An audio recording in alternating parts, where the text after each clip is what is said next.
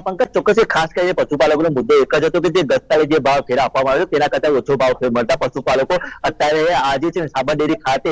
રજૂઆત કરવા માટે પહોંચ્યા હતા। ખાસ કરીને તેમણે જે એમડી છે, એમડી અને ચેરમેન બંને રજૂઆત કરવા માટે પહોંચ્યા હતા, પરંતુ કેટલું ટોળું બેકાબુ બન્યું હતું। ઉગ્ર રજૂઆત કરવા જતા પહેલા અંદર કોઈને પ્રવેશ ન મળતા પહેલા તો ટોળા દ્વારા જે સાબરડીના જે ગેટ છે, ગેટ હલાવીને તોડવાનો પ્રયાસ કરવામાં આવ્યો હતો અને ત્યારબાદ જે ગેટની જે જગ્યાઓ છે ગેટા ઉપર જે એંગલો લગાવી છે તે પણ તોડી દેવામાં આવી હતી, જે બોર્ડ છે બોર્ડ પણ ફાડી દેવામાં આવ્યા હતા અને ત્યારબાદ જે ટોળું બેકાબુ બનતા જે પથ્થરમારો સર્જાયો હતો, પથ્થરમારાના કારણે દ્રશ્યોમાં જોઈ શકાય છે તે પ્રમાણે જે મસ્ત મોટા પથ્થરોથી જે પથ્થરમારો કરવામાં આવ્યો હતો। ત્યારબાદ પોલીસે ન છૂટકે ટીયર ગેસ છોડવાની ફરજ પડી હતી। આ ઉપરાંત આ જે ટીયર ગેસ છોડ્યા ત્યારબાદ તે દરમિયાન પોલીસના કેટલાક વાહનો છે, કેટલાક વાહનોમાં પણ તોડફોડ કરવામાં આવી છે। જે પોલીસે જે વરુણ વાહન છે તે વરુણ વાહનના કાચ તોડી દેવામાં આવ્યા હતા। આ ઉપરાંત પોલીસની કેટલી ગાડીઓ છે, કેટલી ગાડીઓ પર પણ જે પથ્થરમારો થયો હતો તેના કારણે કાચ તૂટ્યા હતા। એટલે હાલ તો સમગ્ર મામલે જે પોલીસ દ્વારા સમગ્ર મામલા જે પબ્લિકનું ટોળું વિખેરવાની કામગીરી કરવામાં આવી રહી છે અને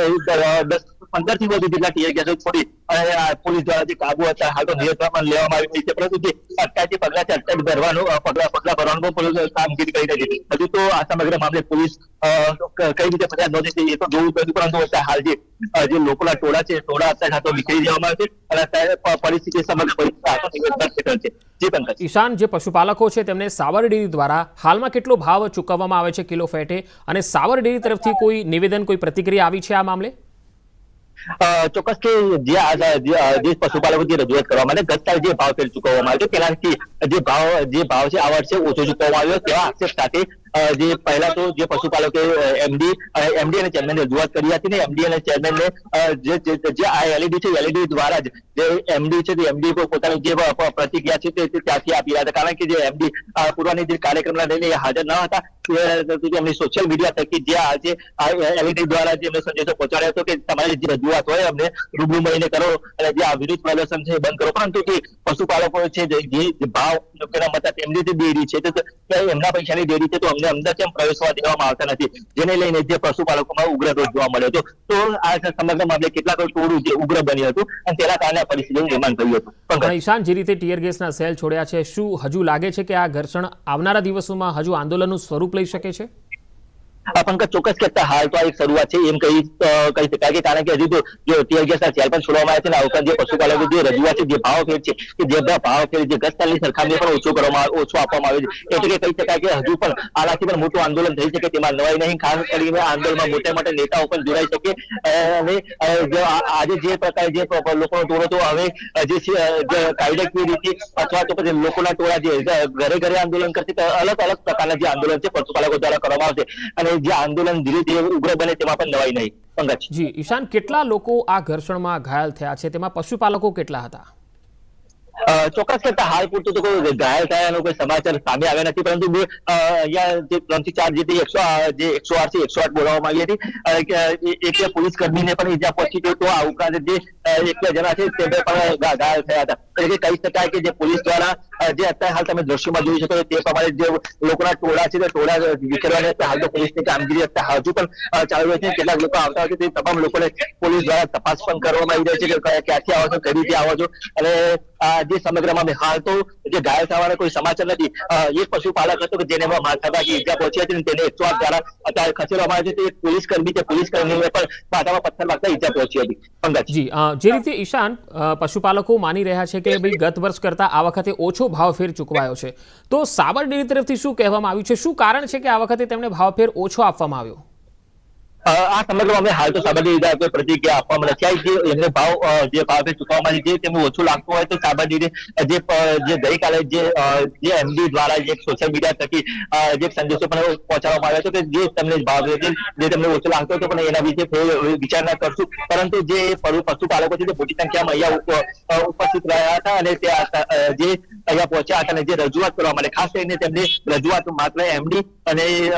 જે ચેરમેન છે ચેરમેન સાથે વાતચીત કરી હતી, પરંતુ જે સાબરડેરી ખાતે તેમને પ્રવેશ ન મળતા જે લોકોનું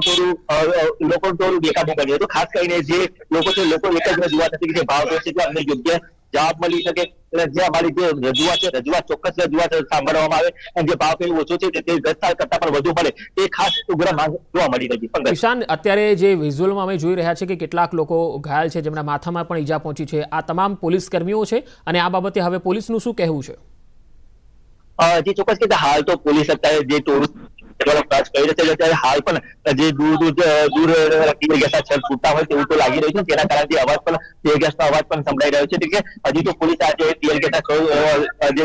કામગીરી ચાલુ રહી છે, જે એક પોલીસ કર્મી છે, પોલીસ કર્મી હાલ પૂરતી જે વ્હાઇટ કલર શર્ટમાં જે પોલીસ કર્મી છે તેની ઈજા પહોંચી હતી માથાના ભાગે, તે હાલ તમે સારવાર જે ખસેડવામાં આવે છે, પરંતુ જે એક પશુપાલક હતો તેને પણ સારવાર જે ખસેડવામાં આવે છે. હજુ તો કોઈ ચોક્કસ આંકડો નથી આવ્યો, પણ પોલીસની 5 થી વધુ ગાડીઓને નુકસાન થયું છે. તો જે વરુણ જે ગાડી છે, વરુણ ગાડી જે પાણીનો છંટકાવ કરવા માટે તેના પણ આગળના બદલે કાચ છોડી દેવામાં આવે છે. પંકજ. જી ઈશાન, આ જે પશુપાલકો આવ્યા હતા રજૂઆત માટે, એ શું હિંમતનગરના લોકલ છે કે પછી જિલ્લાભરમાંથી આ પશુપાલકો અહીંયા પહોંચ્યા હતા? પંકજ, ચોક્કસ કે જે પશુપાલકો આવ્યા માત્ર હિંમતનગર હતા, પણ સાબરકાંઠા અને અરવલ્લી જિલ્લાના જે મોટી સંખ્યામાં જે બંને જિલ્લાના પશુપાલકો છે તે પશુપાલકો આવ્યા હતા. જે તમે ગાડીમાં જોઈ શકો છો તે પ્રમાણે કેટલાક પશુપાલકો છે તેમને જે રાઉન્ડ અપ પણ કરવામાં આવે છે અને ધીરે ધીરે પોલીસ જે પશુપાલકો છે જ્યાં ત્યાંથી મળતા હોય ત્યાંથી દૂરથી તમે રાઉન્ડ અપ કરવાની પણ કામગીરી પોલીસ દ્વારા કરવામાં આવી રહી છે. તે કહી શકાય કે જે લોકોનું ટોળું હતું તે બેકાબુ બની હતું, ત્યારબાદ પોલીસે પણ તેનો પ્રયોગ કરી રહ્યા હતા. જે ટીયર ગેસના સેલ છોડવા પણ છોડવાની પણ ફરજ પડી હતી, જેના કારણે આ જે લોકો છે તે જે લોકોને જે ટોળું હતું ટોળું નીકળવા પ્રયાસ કર્યા હતા અને હાલ તો સમગ્ર પરિસ્થિતિ જી, કોઈ પશુપાલક સાથે અગર વાતચીત થઈ શકે અથવા કોઈ પોલીસ કર્મચારી સાથે આપની કોઈ વાતચીત થઈ શકે તો જરા પ્રયાસ કરશો ઈશાન. જી ચોક્કસ રીતે હાલ તો કોઈ આ સમગ્ર મામલે કોઈ પણ વ્યક્તિ કે કોઈ પશુપાલક નિવેદન આપવા તૈયાર નથી, કારણ કે જે પશુપાલકોને જેટલા પશુપાલકો તેના અહીંયાથી જે ટોળું વિખેરવામાં આવી રહ્યું છે. પોલીસ અત્યારે હજુ પણ ક્યાંક ને ક્યાંક છોડી રહી છે, કારણ કે જે ટોળું ફરીથી બેકાબુ બનીને આ બાજુ ના પહોંચી શકે. સાબરકાંઠાના આજુબાજુના જે બંને રસ્તા છે, બંને રસ્તા કોર્ડન પણ પોલીસ દ્વારા કરી દેવામાં આવે છે. બેરીકેડ પણ દર્શકોમાં જોઈ શકો તે પ્રમાણે બેરીકેડ પણ મૂકી દેવામાં આવે છે, એટલે કે જે ટોળું છે ટોળું ફરીથી આ દિશામાં ના આવી શકે તે માટેના પણ તમામ પ્રયાસો કરી દેવામાં આવે છે. તો જે સાબરડેરીથી ગઢોરા વચ્ચેનો જે રોડ છે કે જે દ્રશ્યમાં જોઈ શકાય તે બાજુ પણ પોલીસે 4 ગાડી ખડકી દેવામાં આવે છે, ત્યાંથી પણ લોકોના ટોળા અહીં ના આવી શકે તે માટેના પણ કામગીરી પોલીસ દ્વારા કરવામાં આવી છે. એટલે કે હરિયો ગઢોરા જે હરિયોલથી સાબરડેરીનો ગઢોરાથી જે સાબરડેરીનો રસ્તો છે હાલ તો બંધ છે, એટલે કે